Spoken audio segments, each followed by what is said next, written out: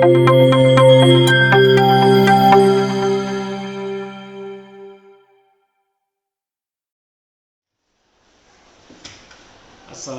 warahmatullahi wabarakatuh. Salam solusi. Baik teman-teman, kesempatan ini saya Usiono akan mengantarkan beberapa kelompok diskusi kecil dalam rangka kegiatan diskusi ringan yang kita sebut dengan durasi. Mudah-mudahan teman-teman bisa memberikan dukungan untuk hal memberikan pertanyaan, komentar, like, and subscribe. Mudah-mudahan channel ini berkembang dengan baik. Selamat menyaksikan.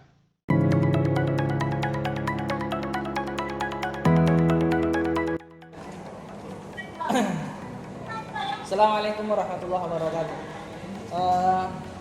Baiklah. Gak usah dijawab.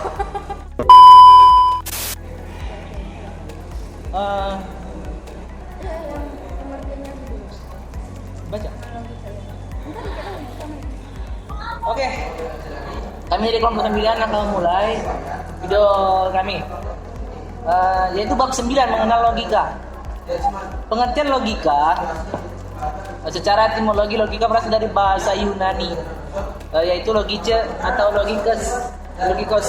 Dalam bahasa Latin dikenal dengan istilah logica, dan dalam bahasa Inggris disebut logis, yang memiliki arti sesuatu, yang termasuk ucapan yang dapat dimengerti atau akal budi yang berfungsi baik, teratur, sistematis, dan dapat dimengerti. Bagaimana? Apakah ada pertanyaan? Penalaran dan logika adalah sesuatu yang sama. Penalaran, logika, dan sesuatu yang sama itu bahwa penalaran adalah suatu proses berpikir dengan menggunakan dasar logika sebagai sebuah alat penarik kesimpulan pada suatu fakta yang ada. Logika merupakan suatu proses berpikir untuk mencapai sebuah kebenaran yang rasional.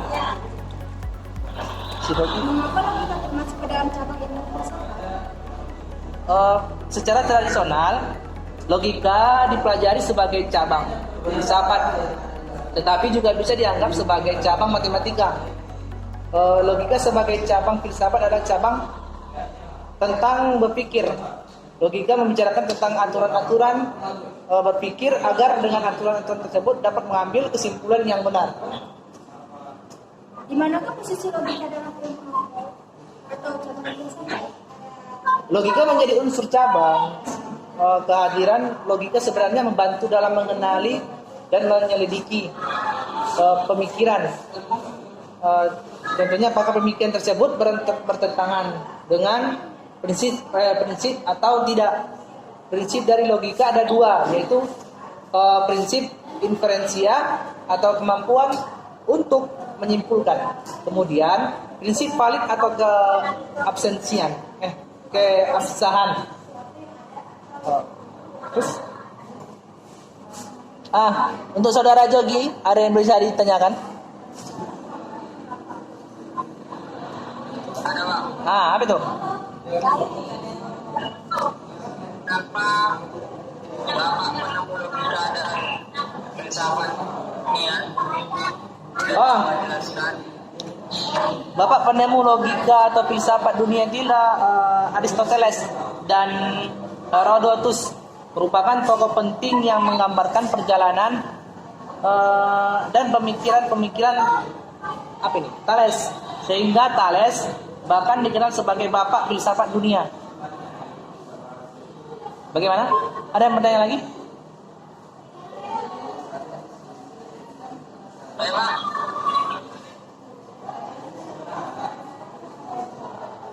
Coba sebutkan.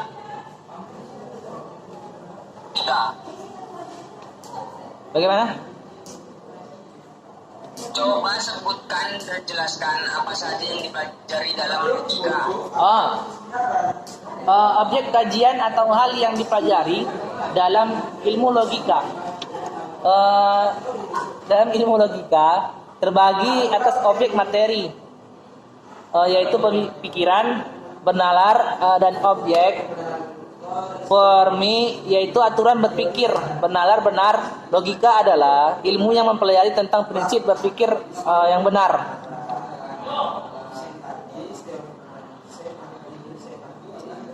Berpikir. Nah, berpikir yang benar. Jadi logika itu kita mempelajari cara berpikir yang benar, seperti yang dikatakan Aristoteles adalah penemu bapak filsafat. Begitu juga dengan Herodotus. Nah, mereka sama aja. Jadi ada lagi. Ada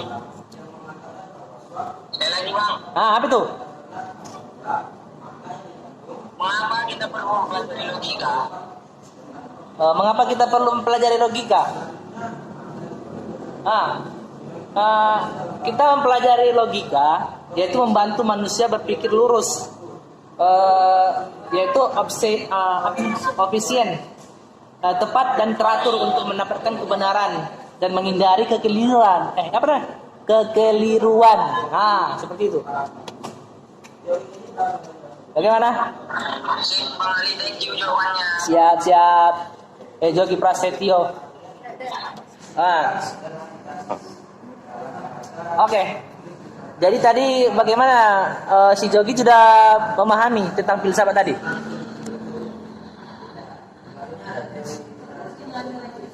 Jawab bisa. Ya bang ya. Karena kan penjelasannya kan nggak secara terperinci gitu. Jadi kalau ada orang bertanya nih ke si Jogi kan, penting tidak kalau kita mempelajari filsafat ini kayak gitu? Bagi si Jogi gimana? Penting apa tidak? Kalau menurut saya filsafat ini penting karena itu ilmu yang kita tentang logika berpikir, berpikir lurus. Asik. Dan ya sih. Iya betul. Ya seperti itu. Selanjutnya saya mau bertanya dengan saudara Ali. Bagaimana cara Jangan ketawa. Itu dia tentang hubungan logika dengan filsafat itu pastinya ada, karena filsafat kita ini mempelajari tentang logika. Logika dengan filsafat ini memang berbagai macam jenis dia kan. Dia kan jawab itu bagi keseluruhan? Iya. Nah, dalam logika ada nggak sih jenis-jenis atau bagian-bagian? dalam logika filsafat itu mempelajari berbagai macam jenis logika. Itu terbagi kepada 12 ya. Tapi contohnya lah dalam satu jenis-jenis itu ada satu contoh tadi. Contohnya logika deduktif, suatu usaha sistematis untuk merumuskan aturan-aturan penarikan kesimpulan yang konsisten dan lengkap. Jadi pembagian-pembagiannya itu ada jenis logika. Jadi memang logika dengan filsafat ini tidak bisa dibedakan. Artinya tidak bisa dipisahkan. Harus ada. Iya. Jadi logika dari filsafat ini memang tidak bisa dipisahkan, memang harus disatukan. Enggak ada lain-lain. Kalau filsafat dipelajari harus memakai logika, tapi kalau tidak orang gila. Jok, mukamu kenapa, Jok? Kok ngapain? Udah aman ini ya video kita nih. Judul-judul besarnya ada? Udah. Jadi jenis-jenis logika itu ada 12. Yang pertama contohnya logika deduktif. Yang kedua logika induktif. Yang ketiga logika dialektis. Yang keempat logika deontik. Dan yang kelima ada lagi logika formal. Yang keenam logika modal. Dan ketujuh logika probabilitas. Dan yang ke-8 logika simbolik. 9 logika informal. Dan 10 logika kategoris tradisional. Dan yang ke-11 logika kombinatorial. Dan 12 logika konstruktif. Nah ini jenis-jenis logika. Oke, terima kasih. Ya. Iya kan Jok? Mana Joki? Ya Bang. Udah. kasih kepada Cukup sekian podcast kami. Terima kasih atas telah menyaksikan video kami. Kami undur diri. Saya Rahmat Ali.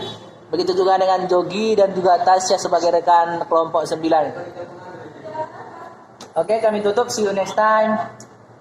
Bye bye. Bye. Bye.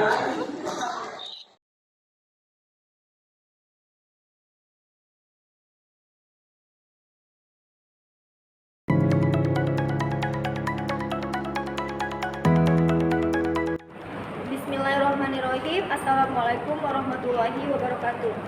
Alhamdulillah, nahmaduhu wa nasta'inuhu wa nastaghfiruhu wa na'udzu billahi min syururi anfusina wa min sayyiati a'malina. May yahdihillahu fala mudilla lahu wa may yudlilhu fala hadiya lahu waliyad mursyid. Bismillahirrahmanirrahim. Assalamualaikum warahmatullahi wabarakatuh. Perkenalkan, nama saya Dita Oktaviani dan di sebelah kiri saya. Perkenalkan, nama saya Melati Gorul Rudis. Dan sebelah kanan saya, perkenalkan, nama saya Marsheli. Nah, di sini kami akan berbincang-bincang tentang metode ilmiah. Apa sih itu metode ilmiah? Nah, jadi metode ilmiah itu adalah suatu cara yang dilakukan oleh penelitian untuk mencari jawaban atas masalah-masalah yang didapatkan dalam suatu penelitian.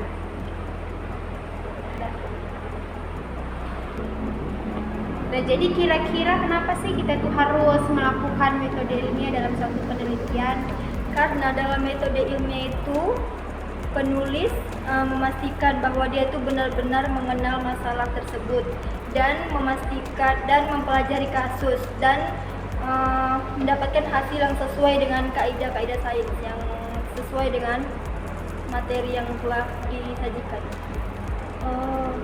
Seperti itu.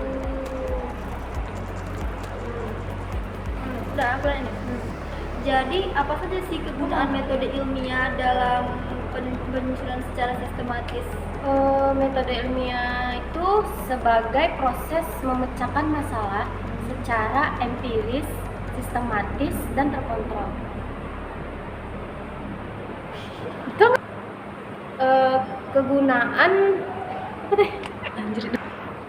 Kegunaan metode ilmiah itu untuk memecahkan sebuah permasalahan dan penalaran dan pembuktian yang memperluaskan.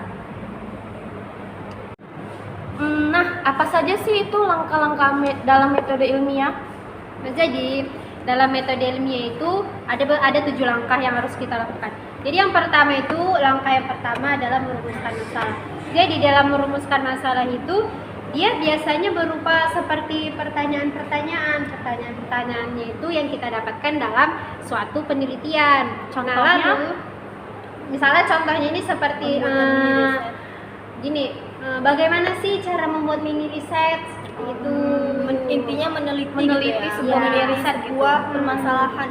Baik. Jadi tuh dia dalam bentuk pertanyaannya itu ada menyangkut 5W 1H. Yang pertama itu apa, di mana, siapa, kapan, bagaimana, dan mengapa. Seperti itu ya teman-teman. Lalu langkah yang kedua yaitu mengumpulkan informasi. Nah, informasinya itu harus kita cari yang bersangkutan tentang masalah yang kita teliti. Nah, contohnya gimana gitu? Seperti contohnya kita itu.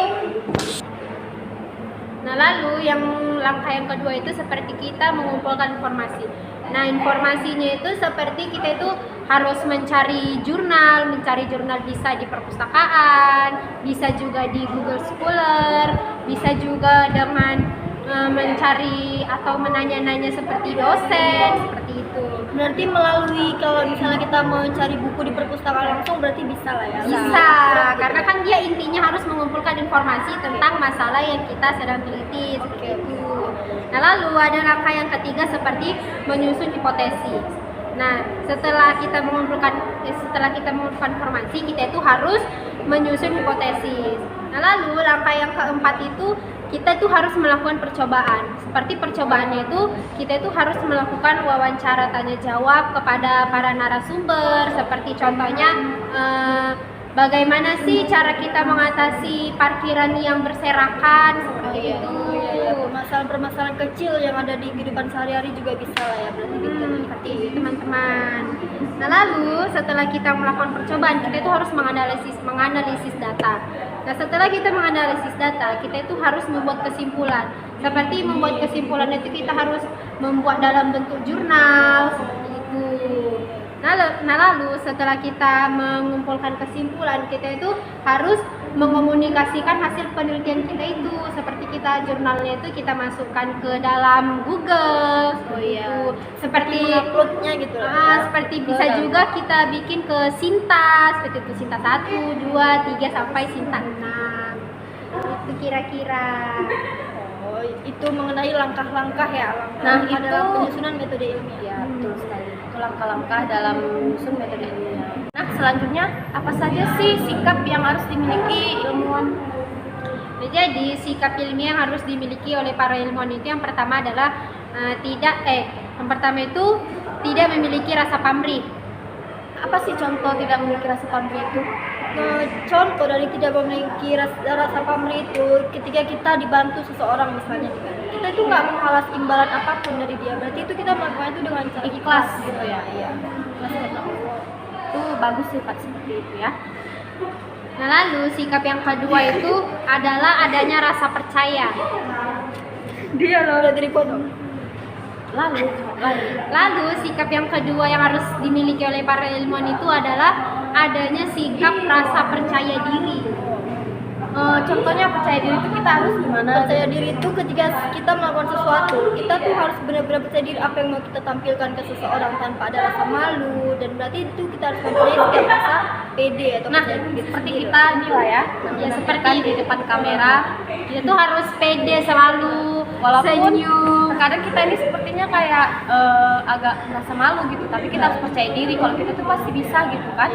Betul aja yang termasuk bagiannya. Nah lalu sikap yang ketiga itu adalah adanya sikap berdasar pada suatu kepercayaan. Ulang lagi. 1, 2, 3. Nah lalu sikap yang ketiga itu adalah adanya suatu kegiatan rutin yang biasa dilakukan oleh para ilmuwan.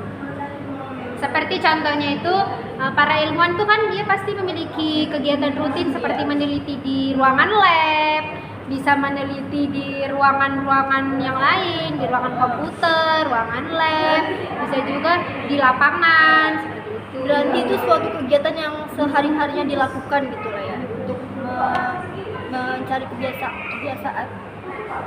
Lalu sikap yang keempat itu adalah dia harus memiliki sikap yang etis. Apa yang termasuk sifat etis itu? Apa sih sifat etis itu? Apa sih yang termasuk sikap etis itu? Apa sih maksudnya gitu? Nah, sifat etis itu tindakan-tindakan yang bermanfaat yang tidak membahayakan gitu. Seperti tindakan kita apa saja sih keterbatasan dalam metode ilmiah di dalam itu? Keterbatasan metode ilmiah itu yaitu berhentinya penalaran seseorang karena dia sudah tidak sanggup lagi untuk berpikir melalui nalar atau logis dalam konteks agama. Nah, di dalam metode ilmiah itu kan ada kegiatan-kegiatan berpikir. Kegiatan-kegiatan berpikir apa yang ada di dalam metode ilmiah tersebut?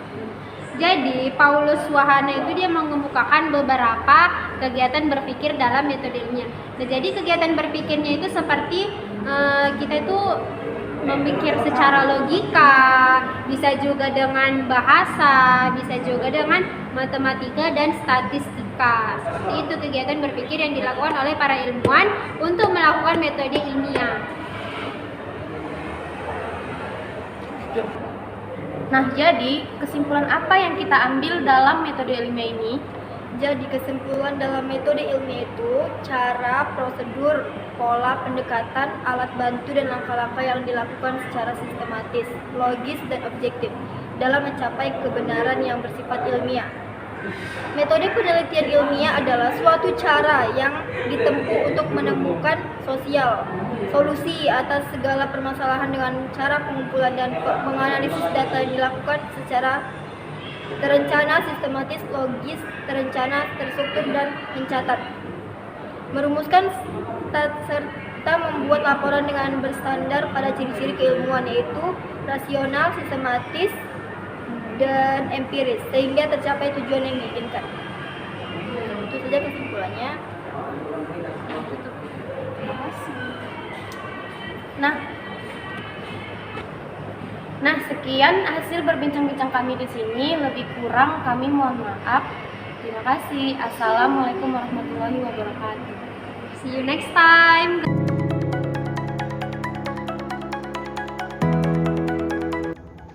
Assalamualaikum warahmatullahi wabarakatuh. Baiklah, di sini kami dari kelompok 11 yang membahas mengenai sains dalam Islam. Kenalkan, saya Ahmad bin Ali Siregar. Di sini saya tidak sendiri, saya bersama rekan saya Dirta Alfiansyah. Oke, saya di sini akan mempertanyakan tentang mengenai sains Islam kepada kami. Pasti kan itu ada pengertian sains Islam. Apa sih pengertian sains dalam Islam itu? Berarti pengertian sains Islam itu ya? Jadi pengertian sains Islam itu adalah segala disiplin ilmu yang memiliki keterkaitan orisinal dengan sumber utama agama Islam, yaitu kitab suci Al-Quran dan Al-Hadis. Dan sumber utamanya kitab Al-Quran dan Al-Hadis. Memang dia ada kata sains juga, sains dan Islam, tapi sumber utamanya tetap Al-Quran dan Al-Hadis. Dan ilmu pengetahuan dalam Islam itu merupakan sederet penjabaran mengenai pandangan Islam yang tercantum dalam ayat-ayat suci Al-Quran dan berkenaan dengan ilmu pengetahuan modern saat ini. Nah, tadi kita ada pengertiannya nih. Jadi pasti kan setidaknya ada hubungan antara sains dan Islam. Apa sih hubungannya itu antara sains dan Islam itu? Jadi sains dan Islam itu memiliki hubungan yang erat gitu. Karena sains membawa revolusi lahiriah. Lahiriah itu material. Islam membawa revolusi batiniah atau spiritual. Sains memperindah akal dan pikiran. Islam memperindah jiwa dan perasaan. Sains melindungi manusia dari penyakit, banjir, badai, dan bencana yang lain. Dan sains dan agama bisa menjadi mitra dalam menafsirkan alam semesta dengan berbagai metodenya yang saling melengkapi. Dalam hubungan dialogis antara keduanya, agama bisa mendukung segala kegiatan ilmiah. Sebaliknya, sains bisa memperbaiki pemahaman religius demi kesejahteraan umat manusia. Dan karena itu, sains dan Islam itu memiliki hubungan yang erat. Jadi kan udah tahu pengertiannya nih, Pengertian, udah tahu hubungannya. Nah, sekarang masuk manfaatnya gitu. Apa manfaat sains dengan Islam? Manfaat sains. Kalau manfaat sains dalam Islam, untuk mendapatkan informasi mengenai asal-usul hasanah serta kebudayaan dan kekayaan serta keahlian di bidang-bidang tertentu lainnya yang pernah diraih oleh umat Islam pada masa terdahulu, serta dapat mengambil ibrah atau pelajaran dari kejadian-kejadian dan perjuangannya, dan untuk membentuk watak dan kepribadiannya. Sekarang saya ingin bertanya pada sahabat. Bagaimana sih pandangan Islam terhadap ilmu pengetahuan dan sains modern dalam era globalisasi pada masa kini? Pandangan Islam terhadap sains di era modern ya? Islam tidak pernah mengekang umatnya untuk maju dan bersikap modern.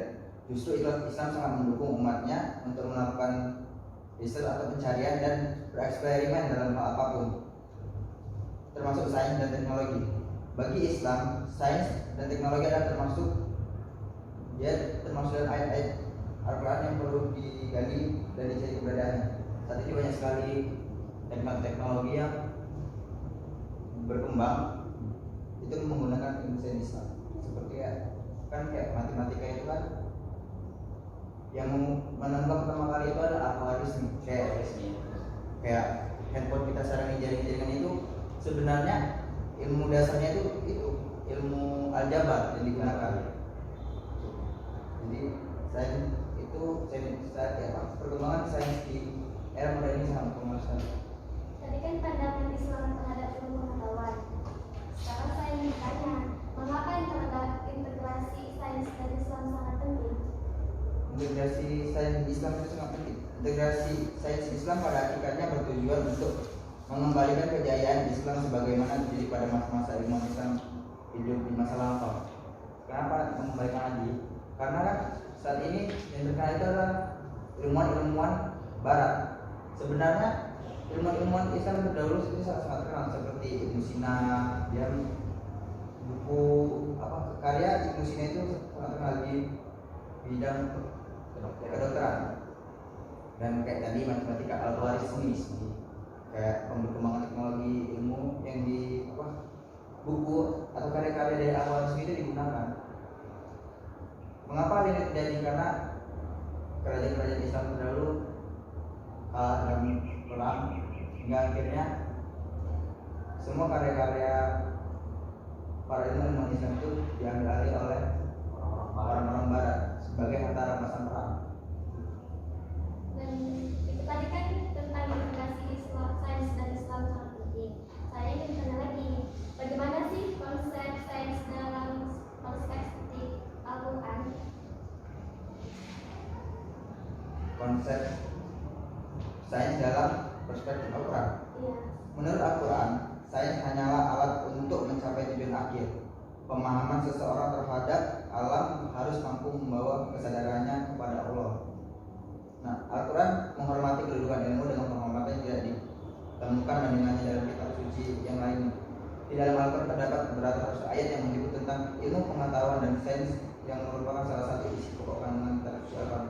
Seperti ayat Al-Quran yang pertama kali turun itu memberikan tentang ilmu pengetahuan Islam penting, kayak Iqra, bacalah. Jadi ceritanya sains itu sangat penting lah ya dalam Islam itu ya. Nah, yang berkaitan dengan penting. Sangat berkaitan penting itu. Ya karena menurut kata Nabi Muhammad SAW, iman tanpa ilmu itu bencana, dan ilmu tanpa iman itu gelap. Berarti kalau kita berilmu tetapi kita tidak memiliki iman, ketakwaan, maka itu sama saja. Terima kasih atas jawaban dari Abang Winardi sama Abang Luki gitu. Oh baik, itulah pembahasan singkat dari kami mengenai sains dalam Islam. Mungkin cukup sekian pembahasan dari kami. Kami akhiri dengan Assalamualaikum warahmatullahi wabarakatuh.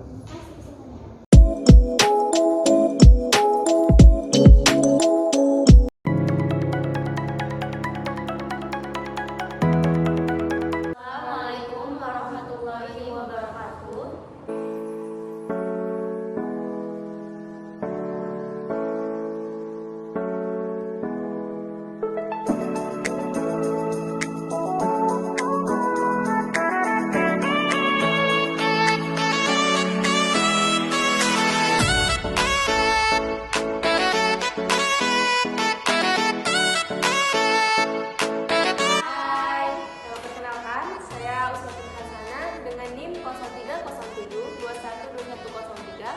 Saya ada di kelas MP Manajemen Pendidikan Islam semester 2. Hai, perkenalkan, nama saya Nur Alfiana Kholija dengan NIM 0307212117, kelas Manajemen Pendidikan Islam semester 2. Perkenalkan, nama saya Putri Suci Ramadhani dengan NIM 0307212115. Saya semester 2, Prodi Manajemen Pendidikan Islam. Dengan dosen pengampu, Bapak Dr. Usiono MA. Assalamualaikum warahmatullahi wabarakatuh. Alhamdulillahirabbil alamin wassalatu wassalamu ala asrofil anbiya'i wal mursalin wa ala alihi washabihi ajmain amma ba'du. Puji syukur atas kehadiran Allah Subhanahu wa taala yang mana kita telah diberikan rahmat dan hidayahnya sehingga kami dari kelompok ke-12 ingin menyampaikan hasil presentasi kami yang dengan berjudul Islamisasi Ilmu Pengetahuan Islam.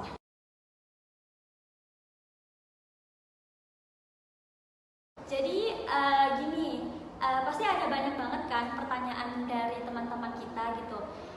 Menurut Mbak Uswa gimana sih Islamisasi ilmu pengetahuan itu? Menurut saya ya, Islamisasi ilmu pengetahuan itu merupakan sebuah cara atau metode dalam menyatukan ilmu pengetahuan yang dimana di dalamnya itu terdapat pertimbangan lagi dari segi aspek nilai, wahyu ataupun alamnya gitu.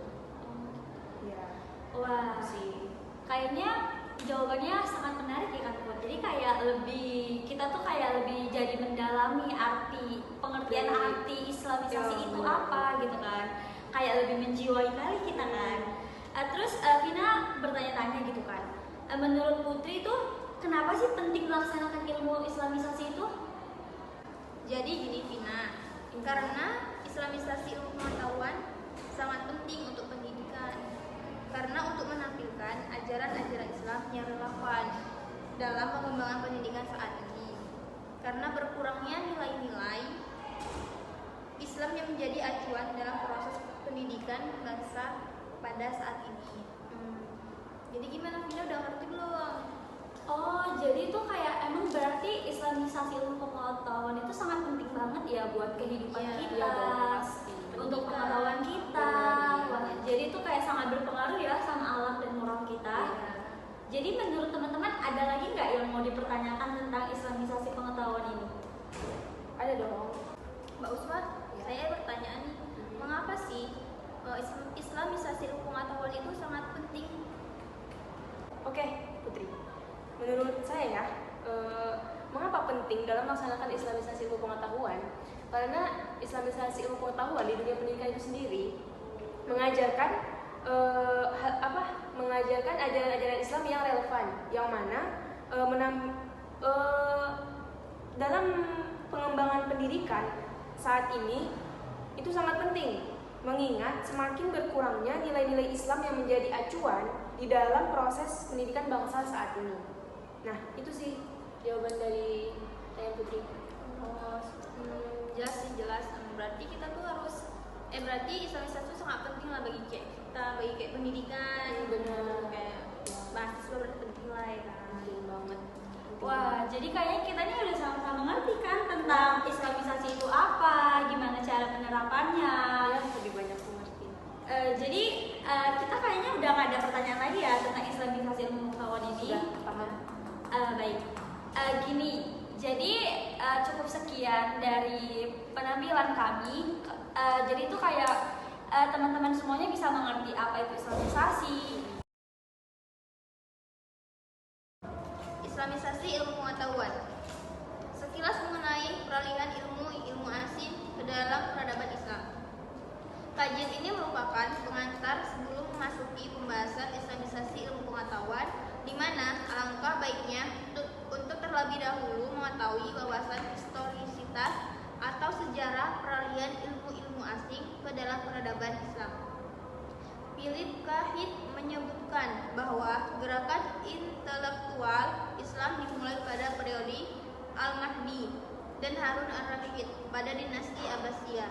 Persatuan budaya Yunani dengan Islam bermula ketika orang Arab bergerak menaklukkan daerah bulan sabit subur.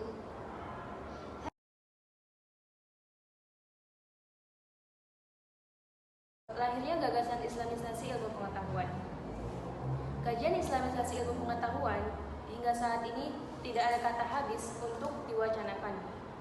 Salah satu manfaatnya ialah memberikan kesadaran kepada generasi Muslim, di mana sangat penting untuk mengembalikan kejayaan sains Islam, sebagaimana yang terjadi pada dinasti Abbasiyah.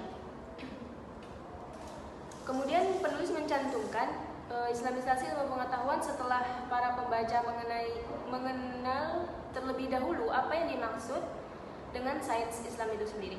Alasan awal Islamisasi ilmu pengetahuan muncul pada konferensi dunia pertama tentang pendidikan Muslim di Mekah. Kemudian konferensi dunia pertama di pendidikan Muslim di Mekah ini dicetuskan pertama kali oleh King Aziz University, Ismail Razi Al-Faruqi, dan Syekh Muhammad Naqib Al-Atas. yang merupakan dua tokoh yang memprakarsai wacana atau gagasan Islamisasi ilmu pengetahuan,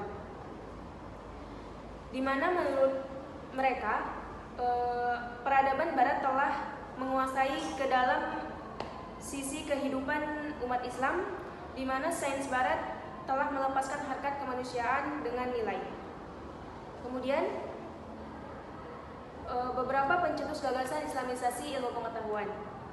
Yang pertama itu ada Ismail Al-Faruqi yang memiliki nama lengkap Ismail Raji Al-Faruqi atau disingkat dengan Al-Faruqi. Beliau lahir di Haifa atau Palestina pada tanggal 1 Januari 1921 dan meninggal pada tanggal 24 Mei 1986. Ayah beliau merupakan seorang hakim muslim yang terkenal pada masanya. Ismail Raji Al-Faruqi memperoleh pendidikan agama dan masjid lokal setempat. Kronologis perjalanan kehidupan penting untuk diketahui sebagai bentuk wawasan serta dapat bergelar dari istilah Islamisasi ilmu pengetahuan. Disebutkan itu tahun 1926 sampai 1986 Masehi. Yang kedua ada Syekh Muhammad Naqib Al-Atas dengan nama lengkap Syekh Muhammad Naqib bin Ali bin Abdullah bin Muhsin bin Muhammad Al-Atas. Beliau oleh para akademisi sering disingkat dengan nama Al-Atas. Beliau lahir pada tanggal 5 September 1931 di Bogor, Jawa Barat. Ayahnya bernama Syekh Ali bin Ali Abdullah Al-Atas dan ibunya bernama Syarifah Raguan Al-Idrus. Silsilah resmi keluarga beliau terdapat dalam koleksi pribadinya yang menunjukkan bahwa beliau merupakan keturunan Nabi Muhammad yang ke-37. Kemudian yang ketiga ada Syed Hussein Nasheed Hussein yang dilahirkan di kota Teheran, Republik Islam pada tanggal 7 April 1933. Ayah beliau bernama Syed Faliullah Nas. Ayah beliau merupakan seorang dokter serta pendidik yang terkenal di beberapa tahun pada akhir periode Qajar. Jadi, terima kasih atas pemaparan materi podcast kami tentang Islamisasi ilmu pengetahuan. Lebih dan kurang kami mohon maaf. Assalamualaikum warahmatullahi wabarakatuh. Dadah.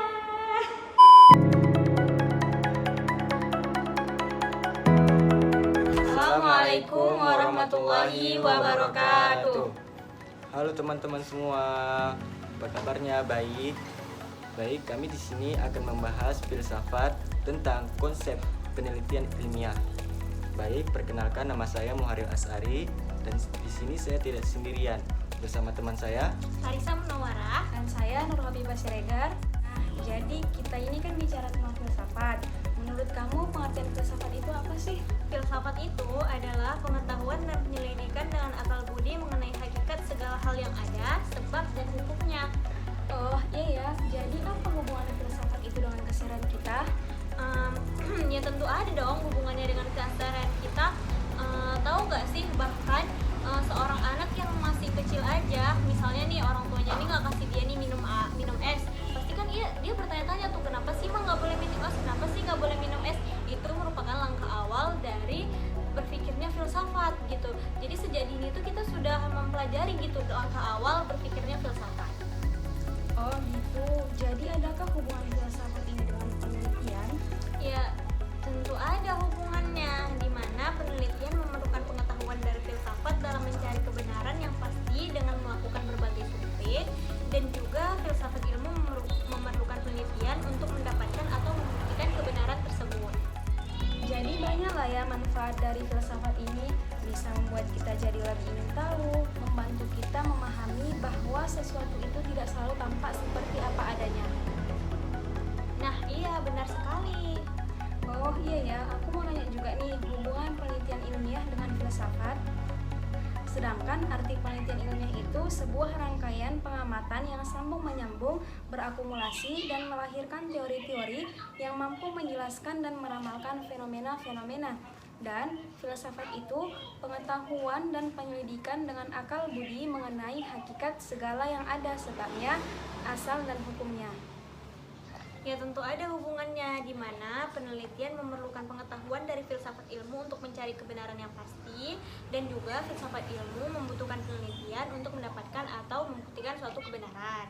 Jadi konsep penelitian ilmiah itu apa saja? Konsep penelitian ilmiah itu ada metode penelitian, sistematik, etis, empirik, replikatif, kesimpulan, dan daftar pustaka. Oh, jadi mengapa masalah merupakan hal yang sangat penting dalam setiap penelitian? Karena setiap penemuan masalah itu merupakan sebuah tahap penelitian yang paling sulit dan krusial, dan juga masalah penelitian mempengaruhi strategi yang akan ditetapkan dalam pemecahan penelitian tersebut. Oh gitu. Jadi apakah semua masalah itu bisa dijadikan sebagai penelitian? Tidak semua masalah bisa dijadikan penelitian. Ada 5 syarat masalah yang bisa dijadikan penelitian.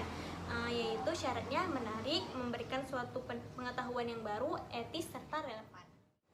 Nah, aku mau nanya juga nih, apakah menguji kebenaran suatu ilmu yang sudah ada juga bisa disebut penelitian? Menguji kebenaran suatu ilmu yang sudah ada dapat disebut penelitian juga ya, karena bagaimanapun juga kebenaran tersebut disesuaikan dengan kondisi sekarang atau terkini. Oh itu, jadi hal-hal apa saja yang harus dimengerti agar kita dapat memahami metode penelitian itu? Ada beberapa hal nih yang harus dimengerti agar kamu dapat memahami rancangan penelitian, antara lain epistemologi, ontologi, metode penelitian, metode dan teknik penelitian. Jadi dari mana sumber untuk menemukan masalah penelitian itu? Sumber-sumber masalah yang dapat diidentifikasi meliputi bacaan terutama hasil penelitian, diskusi, seminar, pertemuan ilmiah, pernyataan pemegang otoritas, pengamatan sepintas, dan pengalaman pribadi kita. Dan apa saja rancangan dari penelitian ilmiah itu? Rancangannya ada 4 nih. Yang pertama, desain penelitian eksperimental. Yang kedua, desain penelitian survei. Yang ketiga, desain penelitian longitudinal. Yang keempat, desain penelitian studi kasus. Dan apa yang dimaksud dengan kebenaran dalam penelitian? Kebenaran dalam ilmu penelitian adalah suatu pengetahuan yang sudah jelas dan pasti kebenarannya menurut norma-norma atau prinsip-prinsip keilmuan. Dan apa persoalan mendasar dan menjadi bagian penting dalam penelitian itu? Dapat disimpulkan bahwa persoalan mendasar dan menjadi bagian penting dalam penelitian adalah rumusan pernyataan penelitian tersebut. Oh, jadi gitu ya. Jadi dapat kita simpulkan bahwa penelitian itu adalah sebuah pertanyaan singkat tentang analisis, deskripsi, dan pembahasan tentang hasil hipotesis yang telah dilakukan. Dan tujuan penelitian itu untuk memperoleh pengetahuan atau penemuan baru, membuktikan atau menguji kebenarannya, dan mengembangkan pengetahuan yang sudah ada. Nah, jadi kalian berdua sudah paham kan apa yang dimaksud dari filsafat dan konsep penelitian? Sudah dong. Baik teman-teman semua, disinilah kami telah menyelesaikan podcast kami, dan semoga teman-teman semua dapat memahami apa yang kami sampaikan kepada teman-teman semua. Kami akhiri dengan Assalamualaikum warahmatullahi wabarakatuh.